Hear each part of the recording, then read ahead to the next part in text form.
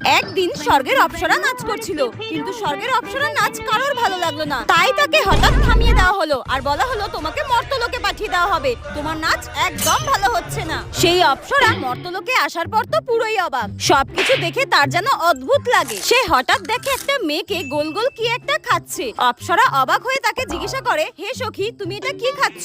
মেয়েটি অবাক হয়ে বলে, কেন, ফুচকা। ফুচকা? সেটা আবার কি?